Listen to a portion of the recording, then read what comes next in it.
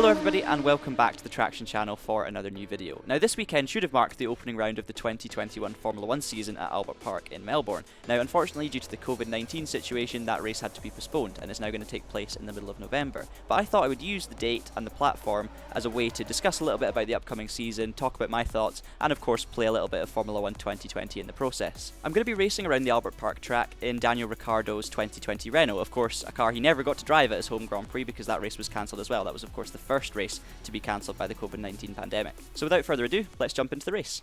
I'm going to do a 25% race. That should give us enough time to talk about all the different drivers and teams, of course, that are competing in the 2021 F1 season. I'm not bothering with qualifying or practice or anything, we'll just go straight in for it. And the weather is dynamic as well, so who knows, it could be raining. Oh, it's looking overcast. Got an all Red Bull front row, all Mercedes second row, that's interesting. I wonder if that's a sign of things to come for next season. Okay, I'm starting 11th with my teammate 9th, so that's not too bad. I think starting mid-pack's probably quite good for the Renault. I think it's where it should be pace-wise, and I guess my target for this race is just to try and get into the top 10 and get some points. Strategy-wise, it's fairly straightforward. Looks like we've just got softs until lap 7, and then moving on to mediums after that.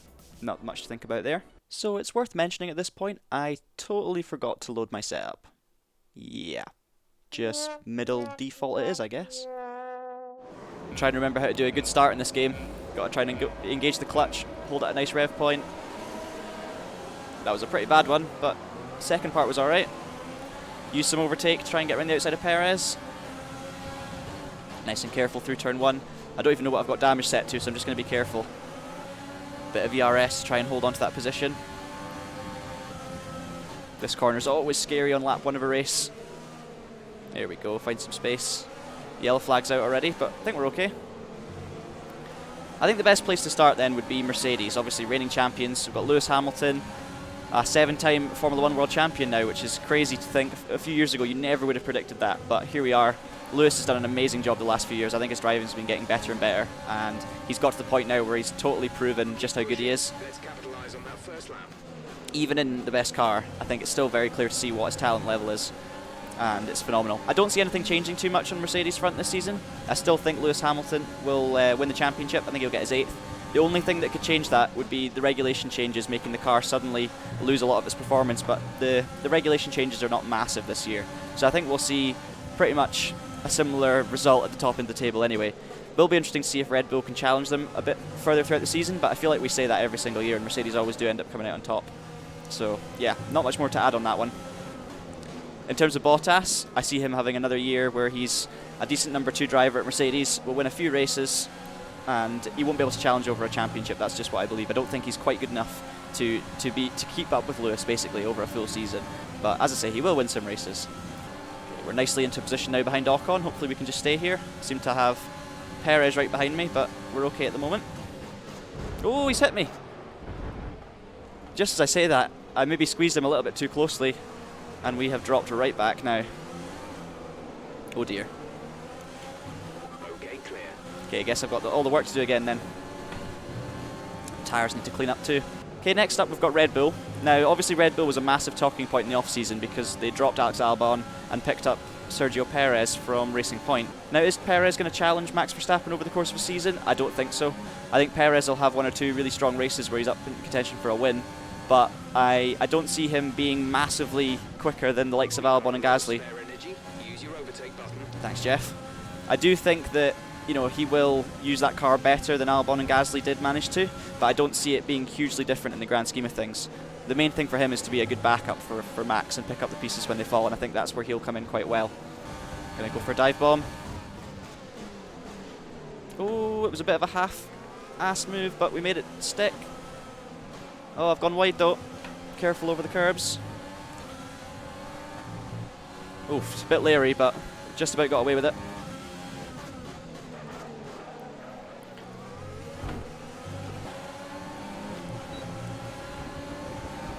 Oh, this is an intense battle for P13. I've just hit Kvyat and I've got a warning for it. Oh, there's nowhere to go. Totally sandwiched. Stay in the middle. Get it done. Nice. Got a massive gap in front of Russell to try and catch now, which is not good. So next up we have McLaren. Now, McLaren obviously had a really strong start to the last season. I don't really know if they did a great job in the second half, but they managed to get the points together and keep it going. I think what McLaren were doing, were trying 2021 pieces on the 2020 car that didn't necessarily work with last year's car. Now, it'll be interesting to see where they are in the pecking order, but I don't think they'll be as high as third. I think you'll see them more in the midfield at the start of the season. That's just my natural gut instinct. Obviously, I have no idea how pre-season testing's going, so I can't comment on that, but that's just how I feel at the moment. In terms of the driver lineup, I think they've got a really good one. You know, Daniel Ricciardo, for me, is one of the best drivers in the grid. Like, he's still one of the top 5, in my opinion. He was probably one of the few people that could have gone to that Red Bull seat and taken it to Verstappen as he did. And I think he was probably made to look worse than he was because of how good Verstappen is, you know? And people realise that now. But yeah, for me, Ricciardo's still right up there. Norris, great young driver, lots of potential. Is he the quickest young driver on the grid? I don't think so. Is he one of the best young drivers on the grid? Definitely. And he's definitely there to stay in terms of his Formula 1 career. I'm just not convinced that McLaren will score as many points as they did this year, but I hope they prove me wrong. The next team's an interesting one. Now, Racing Point, obviously, have renamed to Aston Martin, rebranded. I've seen the car, it's been launched. It's absolutely beautiful. I think it's going to be amazing. The next question, I guess, is on everyone's lips is, how is Sebastian Vettel going to perform? Now, I have a feeling that Vettel is going to do a really, really good job in the Aston Martin. I think Vettel's a man who really, really struggles when he doesn't have the motivation and confidence. He's a very emotional driver, so when he's doing well and he's in the zone, he will be incredible and pretty much unbeatable. But when he starts getting things wrong or he's not too happy, I think he really struggles. And that's what we saw in the last few years with Ferrari, in my opinion. It's also what we saw in 2014 with the Red Bull seat. So I think that, you know, this move to Aston Martin will breathe new life into him. I think he's a better driver than Stroll. Although Stroll's been really, really impressive these last few years, he's been getting better and better, but I still think Vettel's going to have the edge on him. I think, to be honest, the Aston Martin will be a good car as well. I think it'll continue, you know, where Racing Point left off. So I can see Vettel getting better results this year in the Aston Martin than he did in the Ferrari last year. If Stroll does go out there and smash Vettel in the same car, I will be very, very surprised. And I think that'll be more of a, an indicator of how much Stroll's improved than Vettel's dropped. But I mean, we'll have to wait and see. I still honestly think that Vettel's going to do a good job. I'm actually struggling to keep up with Russell here. I'm only just a little bit quicker than him, so who knows, maybe this is a sign of things to come for Williams. Maybe they're going to have a strong year next year. Next up, I do want to talk about Renault, which has of course now become Alpine, so we'll never see this yellow livery again, or at least for a while. Now, again, I think Alpine have done an amazing job with the livery. I think it looks awesome. And Alpine's a really interesting one for me. Alonso's obviously coming back into the sport, and that's very exciting for everyone, especially fans of Formula 1 that have been there for a long time and know exactly what Alonso's capable of. Esteban Ocon, for me, is one of the most underrated drivers on the grid. Cheers, Jeff. Ocon, for me, had a pretty solid season last year against Daniel Ricciardo, who, for me, as I said earlier, is one of the best in the grid. I think Ocon's proven that he's as good as the likes of Perez already, and he's a really young driver. So I think Ocon's brilliant. I think he's got a long career ahead of him. And to be honest, I could see him challenging Alonso pretty heavily this season. Again, I'm going to pit, so I'm going to be able to undercut Russell, which is nice.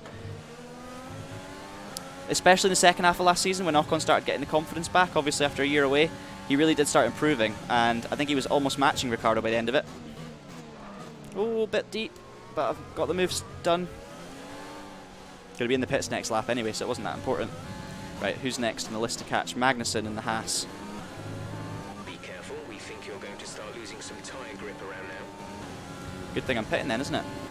Where do I think the Alpine car is going to be in the pecking order? Really hard to tell, and I'm sure testing will reveal a little bit more, but I can see them being in a scrap with the likes of McLaren, with the likes of Aston Martin for that midfield pack, similar to last year. I do think that generally the pecking order won't be hugely different, but there will be slight, subtle changes in it. Okay, into the pits we come. Now, no idea where the pit line is, so we've got to try and slow down at the right point. Oh, just got it right, I think. I'm really struggling in this race. I'm not in a great position after that mistake earlier. Go, go, go. Okay, back out the pits, 3-second stop. All the other teams are getting ready now as well. I don't think I'm going to get back into the top 10 in this race. I've been struggling. So the next team to talk about is Ferrari. Now, we have Charles Leclerc going up against a Carlos Sainz who's been improving drastically in the last few seasons, and to be honest has become one of the kind of top drivers in the midfield. How do I think they're going to get on? I think Leclerc is going to be comfortably ahead of Sainz, because I think Leclerc is a very high caliber driver, and I feel like Sainz is a little bit like Norris. He's one of the best midfield drivers, a little bit like Perez maybe. I don't see him being, you know, a champion, at least for now, but you know, Leclerc's younger than Sainz, and I already feel like Leclerc's overtaken him in terms of pace. So that kind of tells me that Sainz is going to make a brilliant number 2 at Ferrari. I just don't think he's going to challenge Leclerc for the number 1 spot. I hope he proves me wrong, because I really like Carlos Sainz, but I just don't see it happening. I think he'll do okay. My main thing, I think, for him, he's going to have to improve his qualifying, because when you're in that Ferrari seat, you know, what he doesn't want to do is do an Albon, where he keeps on qualifying the car, you know, 10th or something, especially if the Ferrari's better this season. Those clouds are looking ominous. Still don't know if it's going to start raining. We'll ask Jeff. Weather report, Jeff. No? Okay. So where do I think Ferrari as a team will be? It's really, really hard to tell. What I keep saying is, with the regs not being a major difference, there is a few subtle changes to the regs. I think it's to do with the floor, which can actually have a massive impact, apparently, on the way the cars are going to handle. So there could be a big change in pecking order, even though the cars all look exactly the same, just because of one particular element. Now, I'm not an expert on it, so I'm not going to talk about it any more than that. But I don't think it's fully set in stone that it's going to be the same order. I just think that it's hard to predict anything else at the moment.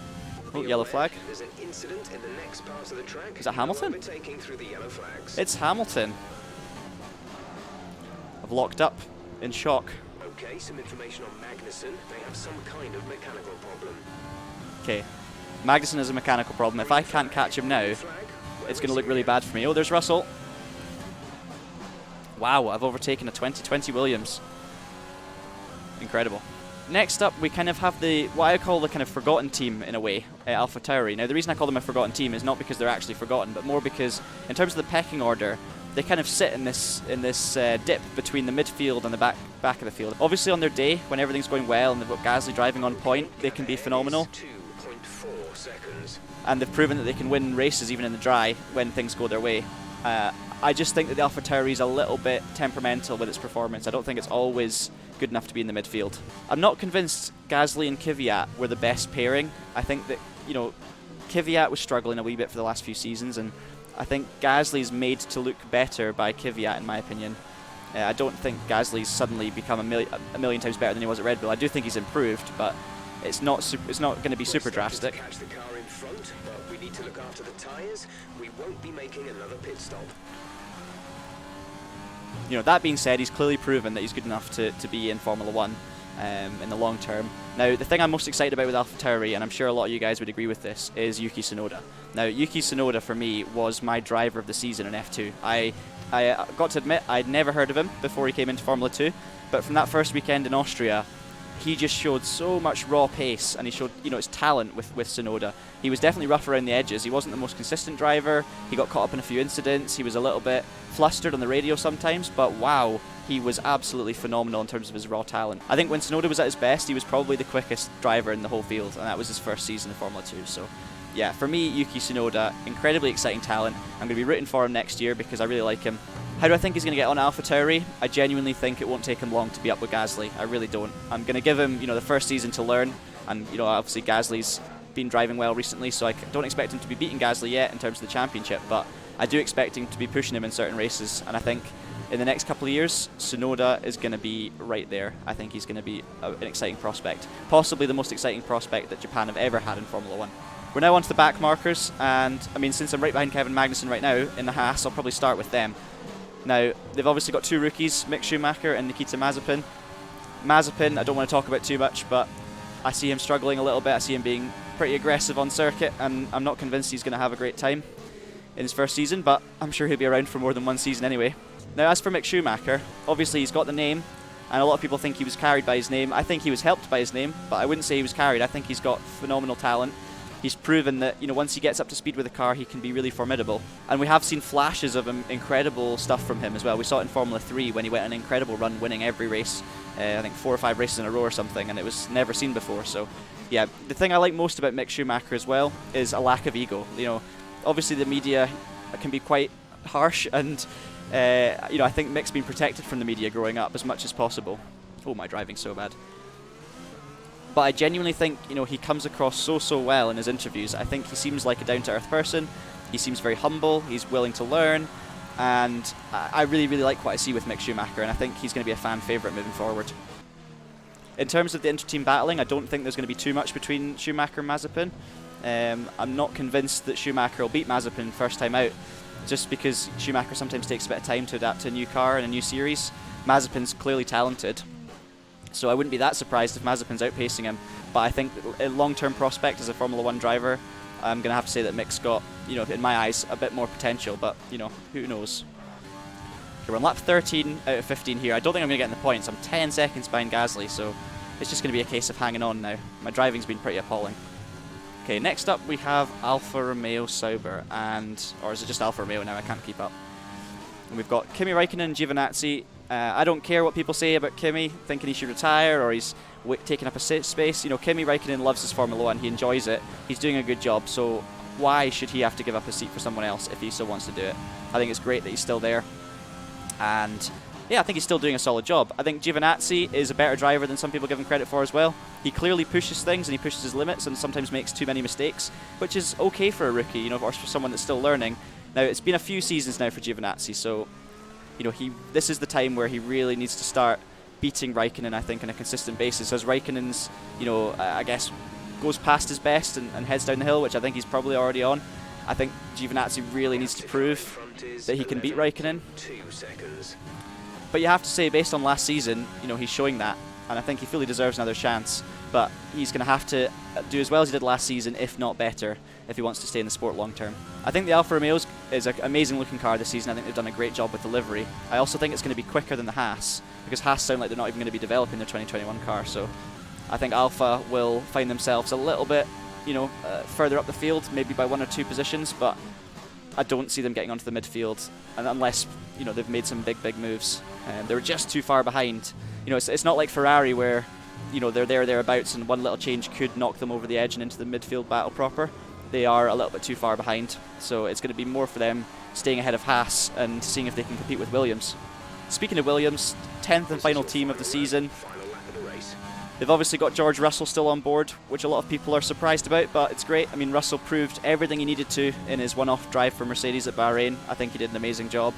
You know, the fact that he matched Bottas in qualifying, first time out in the car, and then outraced him pure and simply, you know, it pretty much confirms his long-term future, and it also confirms his status as one of the best young drivers in the sport, if not the best. I do think we'll see him move from Williams and probably to Mercedes at some point, maybe in a year, maybe 2 years. Who he will replace, I'm not sure. You know, if Bottas really struggles, I think Mercedes have got, you know, they've gotten in with Russell because they've seen what he can do. He's proven what he can do, so they've got an excuse to say, let's give him a shot and take out Bottas. At the same time, I think Hamilton, you know, could retire or could go for something different himself before Bottas leaves Mercedes, and then they might want some continuity, so they might go with Russell and Bottas and try and push Russell into being the next Hamilton, if that makes sense. So, you know, I do think Russell will find himself further up the grid at some point in the future. Who his teammate will be, I'm not sure, but we'll have to wait and see. As for Latifi, I think he actually did a pretty okay job in his rookie season, better than a lot of people expected. I think, you know, he was still quite a bit off Russell, and I don't think that'll change, but you know, he's done a decent job, and I think he's proven to people that he at least deserves a shot in Formula 1.